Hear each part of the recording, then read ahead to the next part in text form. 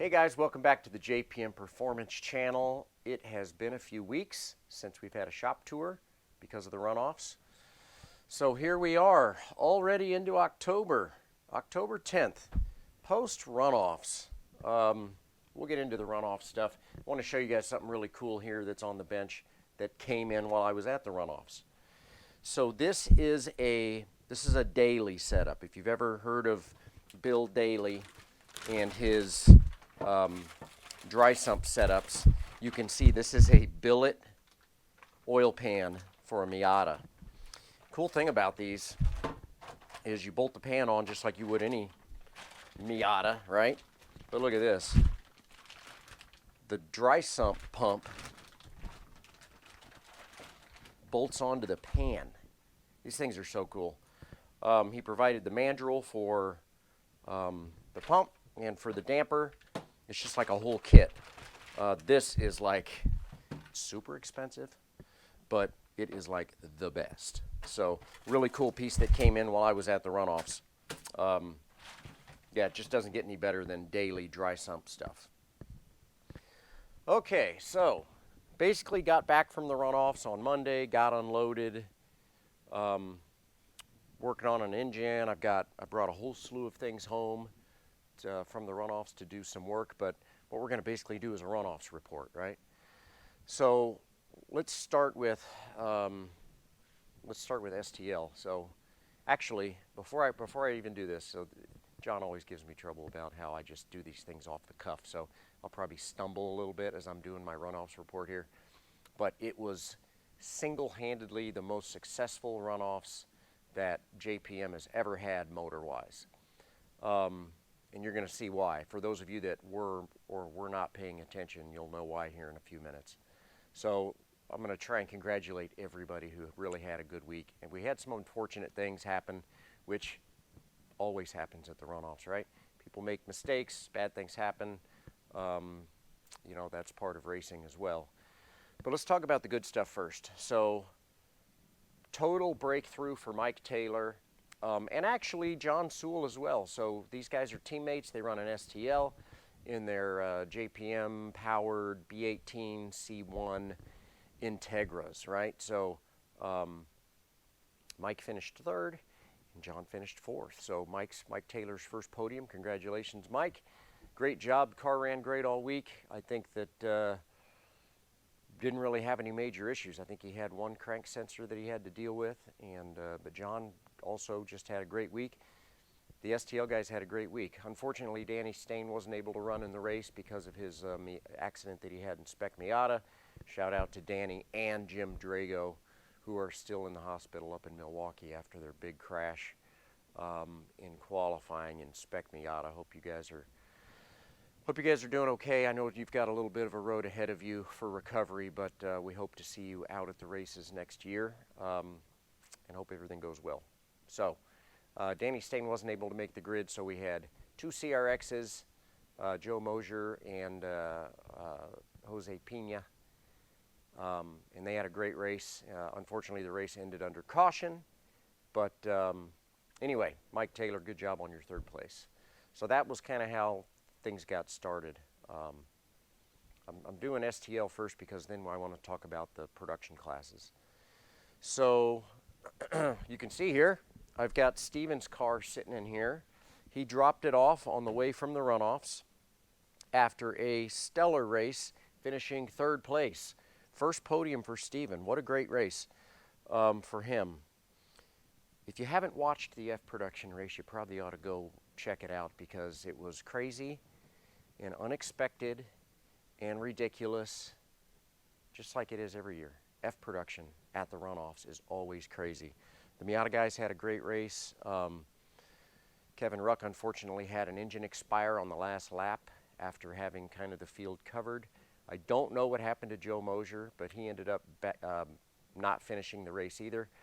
But those are like the two guys in the top 10 that weren't running JPM engines. So the biggest shout out of all time to Mason Workman, who persevered for his first national championship in his Miata. I've got a great picture over here of Mason on the wall of fame. that he sent me actually from Sebring a couple years ago. You can see everybody gets these pictures with their tires off the ground. That's the last corner coming through Sebring, at Sebring. But Mason pulled it off. He persevered. He was running second when Kevin blew his motor literally to the moon. And man, what an awesome job. I mean, I think this was Mason's 20th runoffs. Finally got a win. Second place, okay, so we're going to kind of go through the F production field. It's kind of mind-blowing to me. So we had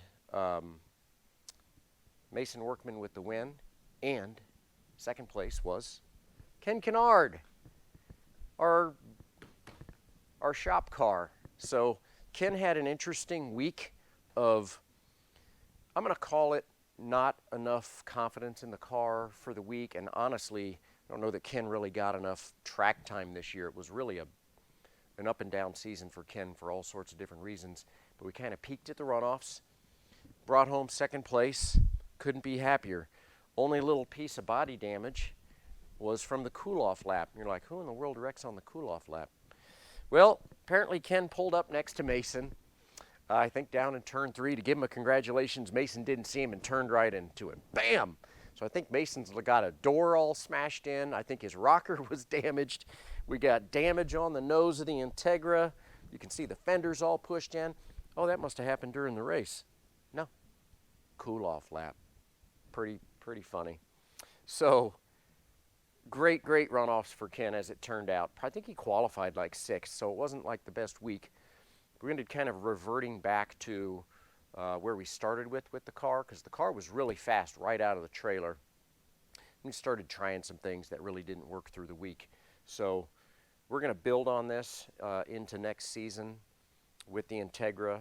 Learned a few things. We're going to change a few things and take this car down to Homestead in Sebring in January. So got to get her up on the lift and get working on it, right? And then third place, Steven Simons.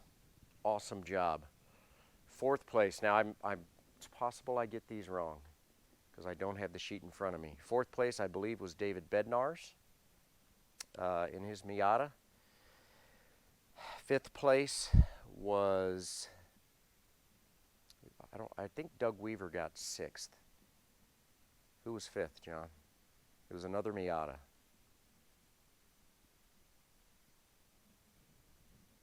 Who was it? I should have gone over this before I started this shop tour. I'm going to come back to it. 6th place was Doug Weaver. Who? So many Miata. It was Charlie Campbell, of course. Charlie Campbell was 5th. Doug Weaver was 6th. Bill Verdeen in the ex-Eric Prill Miata was 7th. Mark Weber was 8th and ran his fastest lap time ever at Elkhart Lake in his Miata. He always peaks in the races at the end of the weekend. Jerry Lamb was 9th in my original Miata that you saw here a few months ago that he bought. And then Wiley Timbrook was 10th in the ex-Michael Sturm Miata. JPM Engines 1 through 10.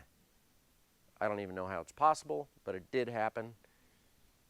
I looked up the results like 5 times just to make sure. So unfortunately, Cliff got caught up in some nonsense very similar to last year, except for this year it actually took him completely out of the race. Not really going to talk about the incident too much, so we're just going to kind of leave it at that, but Cliff wasn't able to finish the race and suffered suspension damage that took him out of the race, unfortunately. So we're going to move on from that. So, okay. Oh, while we're sitting here, just so you realize the kind of stuff that I bring home from the runoffs. 3 transmissions to build, 4 differentials to build, and a cylinder head to build. This is Ken's spare transmission in the box here. We didn't have to use it. Yay, the transmission lasted all week. But I've got a slew of things that I brought home from the runoffs. It's, if I've got room in the trailer, you get some free shipping. Not a bad deal. Okay, so H production. So for those of you, some of you that have watched the shop tour, you saw that my car had the cover on it before the runoffs. keeping the dust off of it, right? That's because we were hiding the livery. So nobody had seen it. Here you go. It's not quite as pretty as it was when we left because we'll talk about this here in a second. But yeah, check out the new Sunoco livery on the car. Rolled it out of the trailer and literally, I've never had so many comments about one of my cars in the past. This is chrome blue, and John designed all the Sunoco stuff, of course. We did just put a lot of thought into this. So it's a chrome blue wrap with huge Sunoco stickers on the side. And man, I just had people coming by all week. Wow, the car is amazing. It looks amazing on the track. Is that chrome? Blah, blah, blah. So yeah, here we are. We got a brand new livery for the Mazda 2. Now, and I've always talked about this, you really shouldn't go to the Runoffs with new paint, new wrap, new livery, because this is the kind of stuff that normally happens. So you can see I've lost a door here, and you can also see that the rocker panel is completely shredded all the way into the inside. Well, that is because I got hit by another Volkswagen who is also running those Ben-Hur wheels, just like what happened to me at the Sprints. The spokes on these wheels stick out from the tire, and if they get too close to you, it just shreds whatever is next to it. Anyway, let's have ourselves a little talk. The car was awesome, right? So it was first day of qualifying. I didn't do any testing. First day of qualifying on Tuesday, I came in and I'm like, this car is better than me. And I kind of figured out what was going on. And then Tuesday I was able to lay one down really good. Pretty good lap. So it was I think it was like a 39.2. Let's call it a 39.2. I'm doing this from memory, which is a really good lap considering I had no draft help, all by myself. It was great. So then I did a little more analysis, and I'm like, oh, I've got a little bit more time in this car. And here's where I made my biggest mistake in qualifying, and that was that when we went out on the third day of qualifying, I allowed Chuck Mathis to be a little bit too close to me, and I kind of pulled him along. But he and I both qualified under the existing lap record, so I did a 38.6, 238.6. I think he did a 238.4. So he was on the pole for the race. It's all right. It was just, you know, I like to get pole positions, mainly because of the tire rack money, so I can get free tires.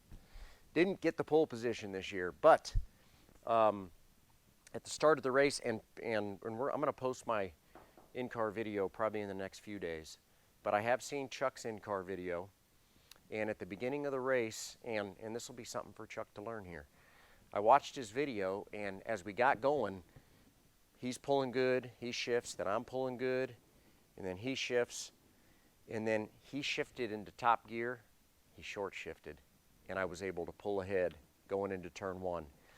And from there, the short story is I led every single lap. But the long story is he was no further than about 3 or 4 car lengths behind me the whole time. He was able to suck up on me in the draft every single lap. So I spent the race looking in my mirrors, to be quite frank, because I had to protect, right? So it was a clean race. I would protect.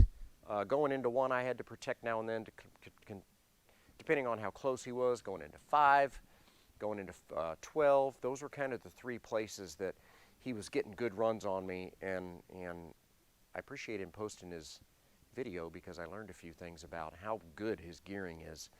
Not that I really have great choices for the Mazda 2, but we did things a little differently. But here's the cool thing. So I'm out front, and I'm just pushing for all I've got, right? So I think my best lap was like a 38.1, which is a half a second under what I qualified at. And with the accordion and him getting some draft on me, he did a bunch of 37s. A 237 in an H production car at Elkhart Lake. And I did like a ton of 38s under what I qualified at. We were pushing hard. It was an awesome race. I really had to use my brain. The damage came from the last lap when he decided that he would make a last-ditch effort going into turn 12. So I don't really blame him. I don't like body damage, but I don't really blame him for trying it. I don't think that it was going to happen, but I don't blame him. It's all good. Give me something to do this winter, because you know how much I love body work. So I'm going to have to replace the door. Going to have to do a bunch of work on the rocker, but hey, it'll give us some more shop tour fodder. So yes, so picked up my 7th national championship. You know, every time I go to the runoffs, that's what I'm trying to do, is win another one of these. And so we're going to put this up in the line, and then we're going to get back to work. You can see the car is already jacked up because my 15 minutes a day has started. So unloaded the trailer when I got back. You can see everything is out of the trailer. So I don't leave anything in my trailer over the winter to get frozen. For those of you that have watched my shop tours, you know that I like to take everything out of the trailer.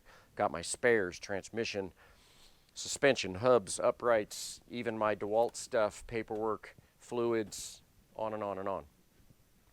Now, my final shop tour shout out for the week is Tech. What a great job, guys. We finally had a non-invasive tech at the runoffs this year. What do I mean by that is they didn't make us yank the cylinder heads off. I think they've kind of finally figured out that for most of us that kind of run up at the front, you know, Chuck Mathis and I and all of these engines that I build for all of these guys, I can't afford to be non-compliant, right?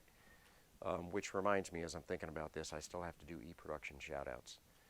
I can't afford to be non-compliant. So fortunately, what they did is they wanted to see the throttle body. They wanted the intake manifold off so that they could look at it, as well as check for porting in the cylinder head. Then they had these really cool tools to check bore. So it goes down through the spark plug hole and goes, and then you can set it and then pull it back in and pull it out and you can measure bore. Pretty cool tool. And then they were able to check stroke through the spark plug hole. They were able to check compression. And we can put our engines back together and not cost us hundreds, if not thousands of dollars. They did this throughout all the production classes, E, F, and H. We didn't have to pull any cylinder heads this year. Huge shout out to Tech at the runoffs. And I almost forgot e-production. Holy cow. It's just so much going on.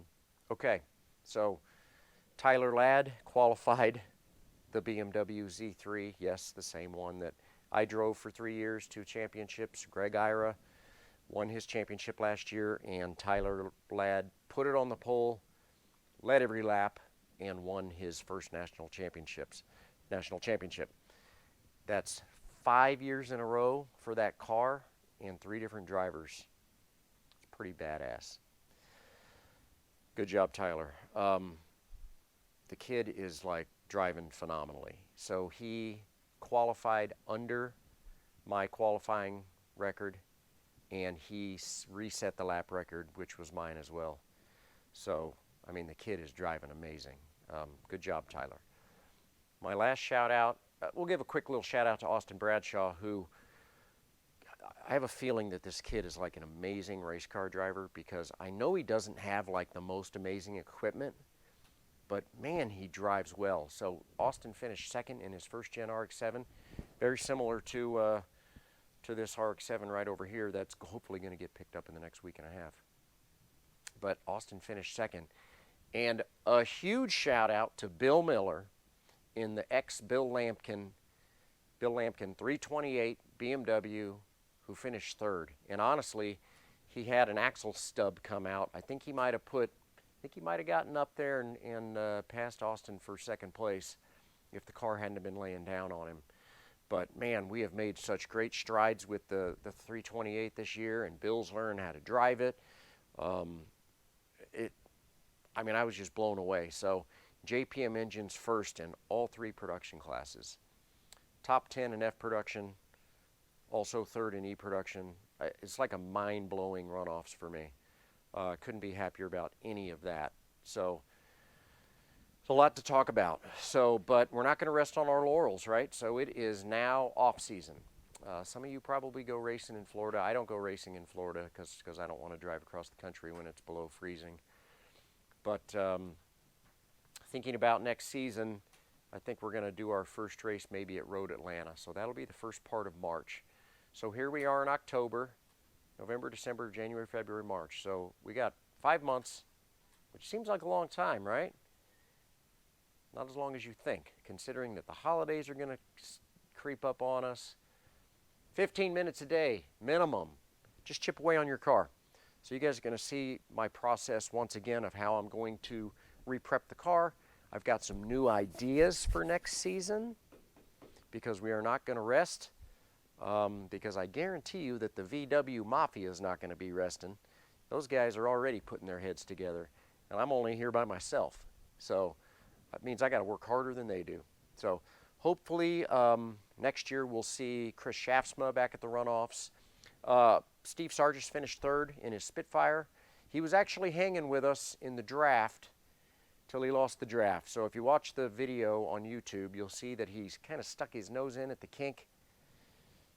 Chuck, you know, and then he had to back out, and so Chuck got away from him. He lost the draft, but he was right with us for the first couple laps. So Steve finished third. Congratulations to him as well. Yeah, so we are in prep mode. So now we're going to get back to engines, transmissions, differentials, cars, and the like. The shop tour fun. So, whew, long shop tour. I appreciate you guys watching. It was great to see many of you that I have met, haven't met. Got to meet Alex Lozano, who ended up winning a national championship in his RX-8 with the Huffmaster guys. Got to talk to Ray Huffmaster, who, if you know him, is hilarious to hang out with. So Alex and his teammate, Spacuzzi, what's his first name? Anyway, I was actually sitting up in the stands behind Spacuzzi's wife and his adorable little children and watching the T4 race. Mark Cefalo was second in that race, but Alex drove a great race. I wanted to give a shout out to him. Gosh, I could probably sit here and talk about the Runoffs forever, but man, we just had a great week. The weather was perfect. The racing was awesome for the most part. And yeah, I just couldn't be happier. So great week, great Runoffs. My favorite week of the year. It's always a little depressing coming home from the Runoffs, knowing that season's over, and then of course now it's starting to get dark early, and it's dark in the morning, you know. So we're coming into wintertime. So stay positive, work on your list. So I'm already working on my list. Winter 24-25. Get out your ledger book. When you think about something, put it on your list. Start chipping away on your race car. 2025 season is going to be on us before you know it. So, appreciate you guys watching as always. We'll continue with shop tours as the winter goes on. You see some of my ideas that I'm going to implement here with the Mazda 2 as well. Appreciate you guys watching as always. Great to see you guys at the Runoffs. If you haven't checked them out, go on to YouTube, go to SCCA Official. You can see all 3 days of racing. Every race is a national championship race, and there was some really cool stuff that went on. Yeah, it was just a really great race. So have a great rest of your week, guys. See you next week. Take care.